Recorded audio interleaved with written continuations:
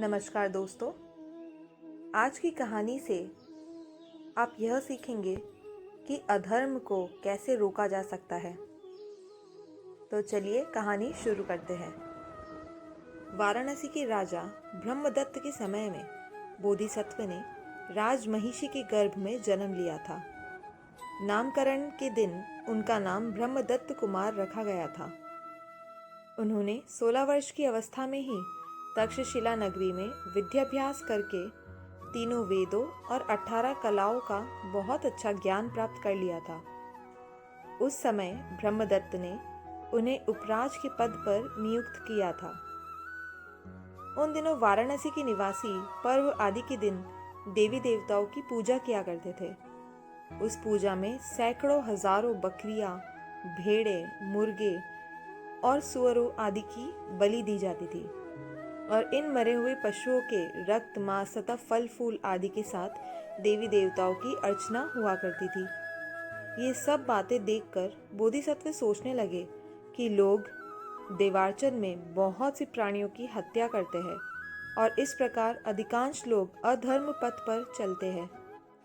पिता की मृत्यु के उपरांत जब मुझे राजपद मिलेगा तब मैं ऐसा उपाय करूंगा जिससे यह निष्ठुर प्रथा भी उठ जाए और लोगों को अपनी कोई हानि भी ना जान पड़े। मन में इस प्रकार का संकल्प करके राजकुमार एक रथ पर चढ़कर नगर से बाहर निकले। मार्ग में उन्होंने देखा कि एक बहुत बड़े वट वृक्ष के पास बहुत से लोग एकत्रित हैं। लोगों का विश्वास था कि इस वट वृक्ष पर किसी देवता का निवास है, इसीलिए वे वहां जाकर पुत्र, कन्या, यश, धन आदि बातों के लिए कामनाएं किया करते थे। बोधिसत्व रथ पर से उतरकर उस वृक्ष के पास पहुंचे। गंध, पुष्प आदि के द्वारा उन्होंने उसकी पूजा की, उसके मूल में थोड़ा जल डाला और प्रदक्षिणा करके वह रथ पर बैठकर नगर को लौट आए। तब से वे बराबर बीच बीच में उस वृक्ष के पास जाया करते थे और सच्चे देवभक्त की भांति इसी प्रकार उसकी पूजा किया करते थे।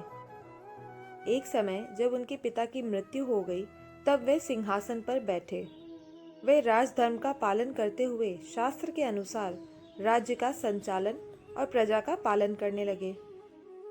एक दिन उन्होंने सोचा कि मेरी एक अभिलाषा तो पूरी हो गई, मुझे राजपद मिल गया। अब मेरी दूसरी अभिलाषा भी पूरी होनी चाहिए।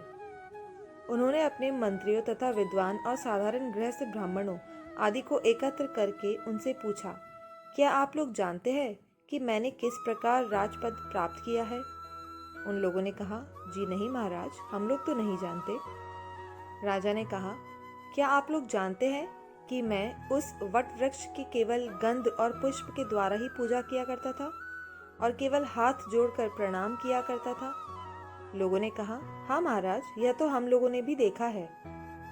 राजा ने कहा, उस समय मैं प्रार्थना करता था कि जब कभी मैं राजपद पाऊंगा तब वृक्ष देवता की पूजा करूंगा। उन्हीं देवता की कृपा से अब मैं राजा हुआ हूँ, अतः अब मैं उनकी पूजा करना चाहता हूँ। आप लोग जहाँ तक शीघ्र हो सके पूजा का आयोजन करें। लोगों ने पूछा, महाराज, पूजा के लिए क्या आयोजन करना होगा?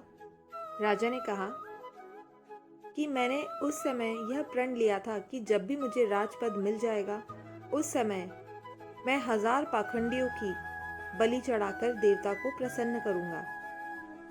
मेरे राज्य में जो भी लोग जीव हिंसा आदि दुष्कर्म करते हैं, झूठ बोलते हैं और इसी प्रकार के और भी पाप करते हैं, उन्हीं के मांस और रक्त आदि से मैं देवता की पूजा करूंगा।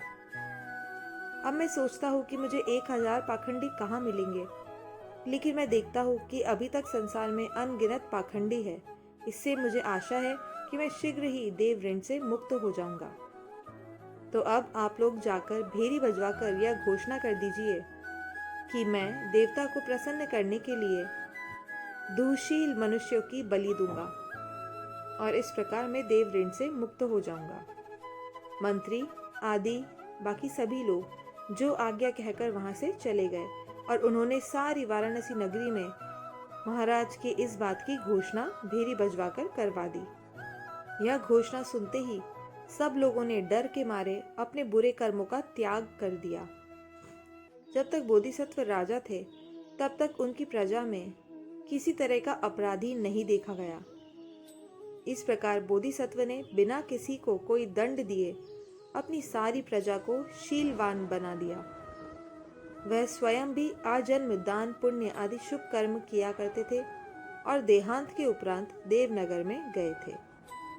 तो दोस्तों, इस कहानी से हमें यह सीख मिलती है कि हमें अधर्म के खिलाफ अपनी आवाज़ ज़रूर उठानी चाहिए, पर अधर्म को रोकने के लिए हिंसा का सहारा लेने की ज़रूरत नहीं है।